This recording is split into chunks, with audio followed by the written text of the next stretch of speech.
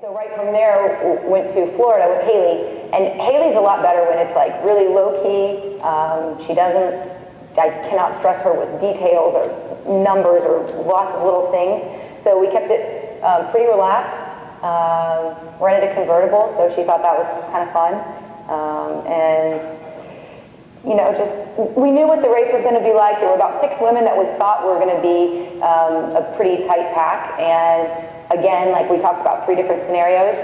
Ashley Twitchell ended up winning the race, but that was a place where second was just as good as first. So it didn't really matter. It was like she was a second American. She got her spot to go to Portugal, and then we looked forward from there.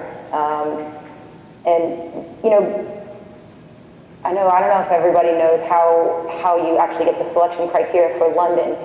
It's a little bit different. It's not like a pool scenario. So the 2011 World Championships, so it's a year prior, they picked the top 10 men and the top 10 women. And the only way you can get 2 people qualified for the Olympics from your federation is if you do it here at World Championships. And the only people that did that, I think, or the other federations were Germany and Russia on the men's side. Alex Meyer qualified 4th, so he was already at Worlds, and we didn't have any women in the top 10. So that is why we did send some people to Portugal.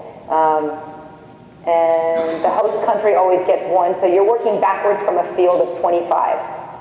So it was a relatively small group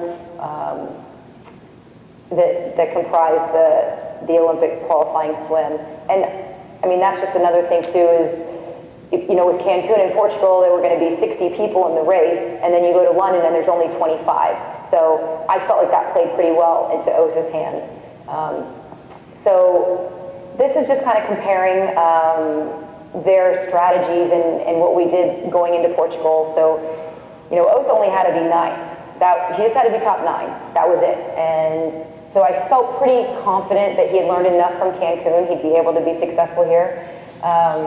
With Haley, it's a little different because the Team USA is in a really hard situation when you're there. You have 2 Americans and they're vying for 1 spot. They travel together. They do everything together. Eat meals, train together, and then the second the gun goes off, like there's 1 spot. So Haley loves the Hunger Games.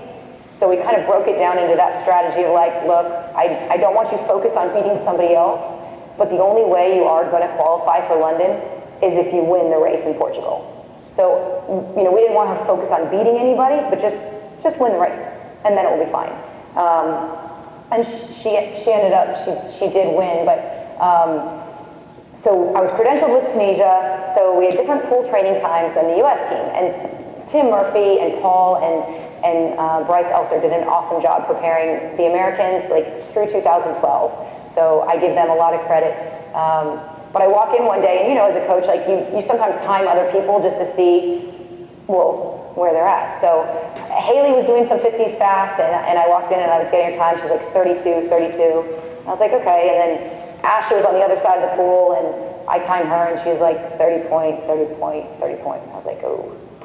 I didn't tell Haley that, but again, I felt like I needed to really build her confidence and just kind of remind her that she had done a race in Argentina and Brazil in January. They put on 2 races back to back, and you know, this is where communication came in, is like, Dave, Haley really needs to go to this race in Argentina. I think it's important. And it was right after the Cal Stanford dual meet, and she just took off, went down to Brazil for a week, and it was great. She got 3rd. There were a lot of currents there, so I think that helped kind of build her confidence. And it was cold water, so knowing that, like we had her take some ice baths every once in a while leading up to London. So with Osa, it was kind of a little bit different. Like, he did not want to go get on the course every single day. Haley, I could tell, yes, like you need to make sure you get on there and practice some turns and make sure you practice the finish. And like, I'm dealing with a 20-year-old male, it's like, he's been to 3 Olympics. I mean, I'm going to get what I can get. So I was like, well, we're not going to do a lot of course training, but you need to watch the women's race and warm up before your race in a Speedo. So that would feel really cold. And then when he put on his full body suit and dove in for the race, I thought, well, he'll be fine then. So that's kind of what I mean by just adapting to each swimmer, just like based on what I knew about them and what I thought was going to be important. And then I just, like lanolin was really important, just slather O stuff with that, and Haley too, and they'll be fine. And this is just a picture of the race, part of the race course. And there was actually an air show going on during the race, so I almost missed like one of the feeds because these big airplanes were going over, so it was pretty cool. And then that's just a picture of the feeding dock, and you know, we all have these feeding sticks and flags, and you put the flag on the end of the feeding stick. The one thing I always tell the athlete, whoever I'm working with, is as you're walking out to your race to the start, make sure you make visual eye contact, try to look for me, because a lot of times these guys you don't see them for probably an hour before the race starts. They have the coaches like taken out to the feeding dock ahead of time. So you're out there, if you're on a radio, that's great, you're getting information back to your swimmers. But with Tunisia, we didn't have that, so that was a little bit different. The other thing, his mom travels everywhere with him, and she only speaks Arabic and French, so that was like a little language barrier, but I did learn a couple little words in Arabic. So coming out of Portugal, they both won their respective races, so we're excited. They're going on to London. But I did have to, you know, we had to sit down and figure out what Haley was going to do, because this is before pool trials, and it's like, as a pool swimmer, you know, your swimmer wants to go to Olympic trials, and she's not the type of person that's going to just train right through it.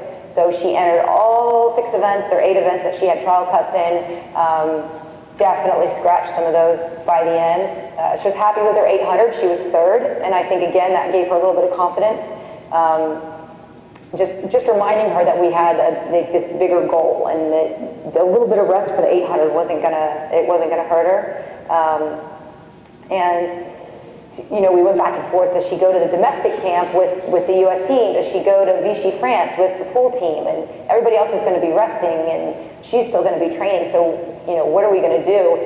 And Dave sat down and talked with Frank and myself and Jack Roach, and you know, we didn't think 3 weeks in the Olympic Village was going to be a good idea. So she went to Canada and trained with Alex Meyer and Tim and the U.S. team. And that was a fabulous training camp. They went up to Roberval, and it's cold water there. They had access to a pool. They each were able to bring a training partner, which I think was key for Haley's success. She had Eva Fabian there to help her. And those of you that know Eva, she's a great open water swimmer. And I felt like Haley could continue to learn from her on the drafting portion of it. But Haley would be faster in the pool, so that would be good for her.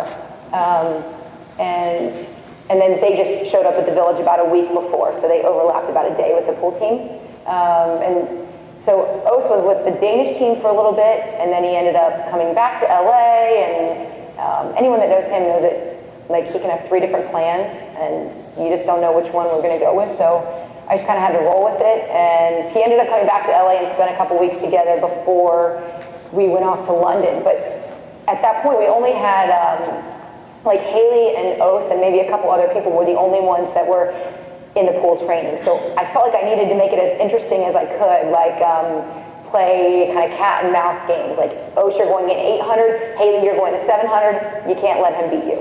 And then same thing for a 600. Os, you got a 600, Haley, you have a 500, and you know, don't let him catch you. And so I just tried to mix it up like that and give them different barriers as 400, 300, 200, 100, all fast, but making sure that they were kind of racing each other a little bit, so that they always had something that they were working towards, and kind of giving like mental cues in the middle of training. I think it was important for these guys, like just constantly reminding Haley, like, well, you know how you're going to feel with a 200 left, like you know so and so is going to be breathing to your right. So I try to constantly remind them of putting different scenarios in their head, so they have a visual image when they're training in the pool. And then this is just a picture. One day I was kind of craving Roscoe's fried chicken and waffles. It's down in Long Beach. And so I like texted Chip and Emily Bruneman, and I was like, hey guys, we're gonna go down to Long Beach, we're gonna do a workout, and then go eat breakfast. So I thought it was pretty cool. This is like a perfect example of why I think open water is so fun. It's like these guys all show up, they wanna help train, they enjoy just kind of talking about open water, and and helping, Emily knows she's helping Haley prepare.